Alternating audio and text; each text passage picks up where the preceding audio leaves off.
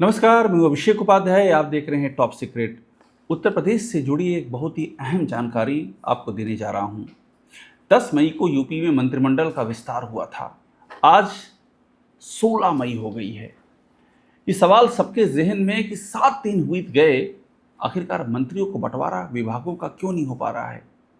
एक बड़ा अहम डेवलपमेंट है भीतर का, जो मैं आपकी जानकारी में रखना चाह रहा हूं। दरअसल योगी आदित्यनाथ दिल्ली आए थे, ये सबकी जानकारी में है। 14 मई को गुरुवार को वो दिल्ली आए थे और उनकी मुलाकात हुई थी गृह मंत्री अमित शाह से और साथ में हुई थी बीजेपी के राष्ट्रीय अध्यक्ष नितिन नवीन से। इस मुलाकात के समय हमारे सूत्र कहते हैं कि योगी आदित्यनाथ को इंस्ट्रक्शन दिया गया कि आपको मंत्रिमंडल विस्तार के बाद का जो सिनारियो है उसमें कितने विभाग रखने हैं, कितने आपको छोड़ने हैं और किसे किसे देने हैं, ये उनको बता दिया गया। उसके बाद वो पहुंचते हैं लखनऊ और फिर गोरखपुर चले जाते हैं। मंत्रिमंडल विस्तार के बावजूद विभागों का बंटवारा नहीं होता है।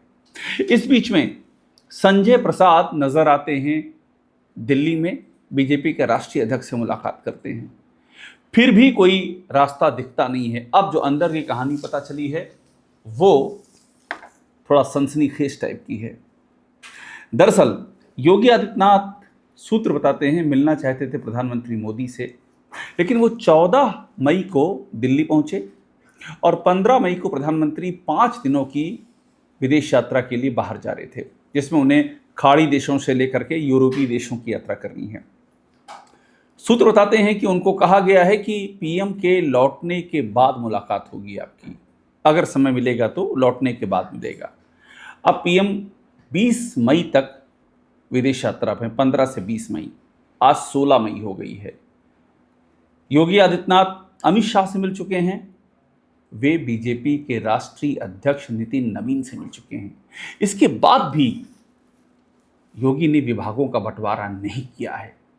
कड़ियां ये जुड़ रही हैं कि क्या योगी आदित्यनाथ प्रधानमंत्री का हस्तक्षेप चाहते हैं। अब क्या योगी आदित्यनाथ को ये लग रहा है कि अमित शाह ने जो कहा है, नितिन नवीन ने जो कहा है, उसके ऊपर उनके पास अपील करने का एक दरवाजा और है, और वो है प्रधानमंत्री का दरवाजा।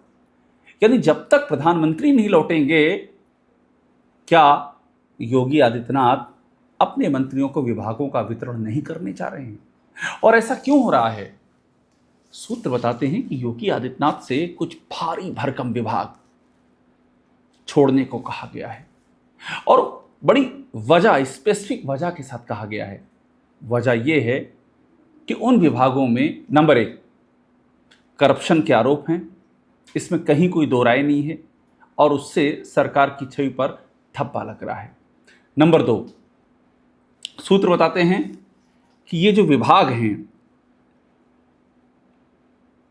ये जिस तरह से बीजेपी के कार्यकर्ता और काडर हैं, उनके काम रुके पड़े हैं, उनमें इन विभागों की भी अहम भूमिका है। अगर ये विभाग किन्हीं ऐसे कॉम्पिटेंट मंत्रियों को दे दिए जाएं जो जनता से जुड़े हुए हैं, जो काडर का ख्याल रखने वाले हों और जिनको ये मालूम हो कि शक्ति जो होती है सत्ता की, वो जनता के लिए होती है और अपने पार्टी के कार्यकर्ता और काडर के लिए होती है। उनको, जिन्होंने लाठी खाई है विपक्ष में रह करके, जिन्होंने पसीना बहाया है, जिन्होंने अपना घर बार और जमीन तक दांव पर लगा करके पार्टी के लिए लड़ाई लड़ी है, उनको ही अगर सत्ता आने पर न शासन पूछे, न पुलिस पूछे, न सरकारी मशीनरी पूछे और उल्टा वे लाठी खा रहे हों, वे धकियाए जा रहे हों, उन पे मुकदमे दर्ज हो रहे हों और उन्हें बुरी तरह से अपमानित किया जा रहा हो, तो ऐसे कार्यकर्ता और ऐसा काडर पार्टी का क्या साथ देंगे? वे पार्टी को चुनाव क्यों जिताएंगे? वे बूथ पर पसीना बहाने के लिए क्यों जाएंगे? यही सवाल आया था 2024 में लोकसभा चुनाव के वक्त। बीजेपी के कार्यकर्ता बूथ से नदारद दिखे, उनके अंदर का उत्साह मर चुका था। उनको जो लाठियां और पुलिस की प्रताड़ना झेलनी पड़ी थी। और नतीजे में क्या हुआ कि जिस पार्टी का बूथ सबसे मजबूत होता है वही पार्टी 33 सीटों पर सिमट गई। उसके बूथों पर ना उत्साह था और ना ही उसके बूथों पर वोट थे। बीजेपी को लगता है कि अगर इसे करेक्ट करना है, हमारे सूत्र बताते हैं, तो रेक्टिफिकेशन करना होगा, ये शक्ति का संतुलन करना होगा। उत्तर प्रदेश में पूरी सरकार एक व्यक्ति चल के इर्द गिर्द घूम रही है, सीएम। और जिस व्यक्ति के इर्द गिर्द घूम रही है उसका पब्लिक से कनेक्ट क्या है, बीजेपी के काडर से क्या सरोकार है, बीजेपी के कार्यकर्ताओं की क्या सुनवाई है, अपने विधायकों, अपने सांसदों और अपने मंत्रियों के लिए उसके दरवाजे कितने खुले हैं, ये सारा सवाल उभर रहा है। और बीजेपी इस बात को नहीं भूली है कि आज अगर केंद्र में अपने दम पर पार्टी सत्ता में नहीं है तो उसकी सबसे बड़ी वजह उत्तर प्रदेश है, जहां सीटें 62 से घट करके 33 रह गईं। शर्मनाक हार झेलनी पड़ी बीजेपी को। और ये कहा जा रहा था कि बीजेपी यूपी का ऑपरेशन जरूर करेगी। लोग कयास लगा रहे थे कि अब तो लेट हो गया है, लेकिन ये बात मैं शुरू से कह रहा हूं कि दिल्ली के पास अपनी टाइमलाइन है, उनके पास कार्य करने की अपनी शैली है। उनको मालूम है कब ऑपरेशन करना है, कितना ऑपरेशन करना है, कहाँ ऑपरेशन करना है, कट लगाना है, छोटी मोटी सर्जरी करनी है या एम्प्यूटेशन करना है, यानी कि काट कर अलग करना है, क्या करना है ये उनको क्लियर है। और उसी टाइमलाइन के मुताबिक अब चूंकि बंगाल हो गया, असम खत्म हो गया, ये सब चुनाव निपट गए, बीजेपी जीत गई, बीजेपी के राष्ट्रीय अध्यक्ष बन चुके हैं नए, बिहार में नेतृत्व बदल चुका है, बीजेपी का मुख्यमंत्री हो चुका है, उत्तराखंड में चेंजेज हो चुके हैं ज़रूरी, गुजरात में ज़रूरी चेंजेज हो चुके हैं, बीजेपी ने सब सेट कर लिया है। अब उस हिस्से पर ध्यान दिया है बीजेपी ने जो उसकी नज़र में इतना बड़ा सेप्टिक हो चुका है घाव का कि बिना ऑपरेशन के वो घाव ठीक नहीं होने वाला है। और ऑपरेशन का तरीका यही है कि चेहरा वही रखना है लेकिन चेहरे की ताकत को सोख लेना है, उस ताकत को रीडिस्ट्रीब्यूट कर देना है। जिन मंत्रियों, जिन डिप्टी सीएम 9 साल से जो लोग मंत्री पद को किसी आभूषण की तरह पहने हुए हैं जिसकी कोई वैल्यू नहीं है, वो जो सजावटी आभूषण दुकान से किराए पर लिए जाते हैं, उस तरह की उनकी अधिकार की सीमा हो चुकी है। उनके अपने मंत्रालयों में प्रमुख सचिव कहीं और रिपोर्ट कर रहे हैं, ना उनके पास पावर है, ना उनकी कोई सुनवाई है, ना वो कार्यकर्ताओं के लिए कुछ कर सकते हैं। और इस सब को देखते हुए ये पूरा का पूरा यूपी में रीडिस्ट्रीब्यूशन ऑफ पावर का एक स्ट्रक्चर मैकेनिज्म खड़ा किया गया है। और योगी आदित्यनाथ की समस्या क्या है कि अब वो इसे स्वीकार नहीं कर पा रहे हैं।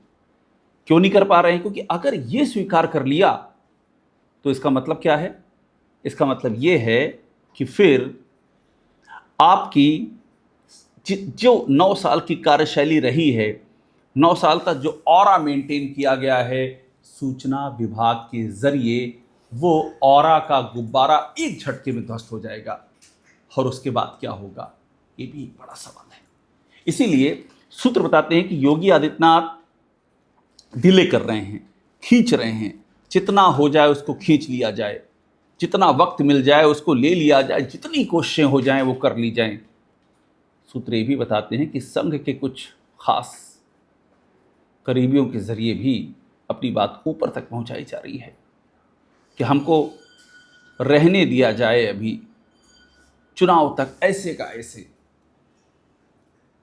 फायदा तभी होगा जब ताकत हम में रहेगी, और बीजेपी तो ये देख चुकी है कि इस ताकत का नतीजा क्या हो रहा है। लगातार बीजेपी चुनाव दर चुनाव खड़ती जा रही है, उसकी सोशल इंजीनियरिंग का पूरा समीकरण ध्वस्त हो चुका है, बिखर चुका है। तो ऐसे में कहानी का सार यही है कि इंतजार है प्रधानमंत्री के आने का, 20 तारीख के बाद प्रधानमंत्री आएंगे, सूत्र बताते हैं, उनसे मिलने की और कोशिश की जाएगी और राजनीति के सर्वोच्च न्यायालय का दरवाज़ा खटखटाया जाएगा राहत के लिए कि विभाग जाने न पाएं। उनको मिले जिनको हम चाहें, सब कुछ हमारे ही मुताबिक हो। लेकिन हमारे सोर्स तो ये भी कहते हैं कि हो सकता है प्रधानमंत्री के आने से पहले ही वो सर्जरी हो जाए, जिस सर्जरी का लोकसभा चुनावों के बाद से ही लगातार इंतज़ार है। और बीजेपी मानती है कि जिस सर्जरी के बगैर 2027 में बनने वाली नहीं उसकी सरकार है, यानी कि ये सर्जरी मस्ट है, होनी ही होनी है। समय काफ़ी करीब आ चुका है। कुछ चीज़ें ऐसी होती हैं कि आप टाल सकते हैं मगर आप रोक नहीं सकते हैं। और इस समय जो सिचुएशन है वो इसी तरह हो गई है कि सर्जरी आप टाल दीजिए, 2 4 5 दिन और टाल दीजिए, लेकिन बिना सर्जरी के ज़िंदगी फिर से स्वस्थ शेप में आ ही नहीं सकती है।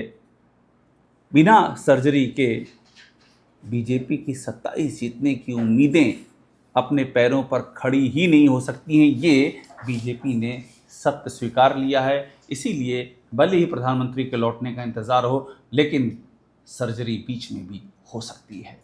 टॉप सीक्रेट देखते रहिए, लाइक कीजिए, इसे सब्सक्राइब आप ज़रूर कर लीजिएगा।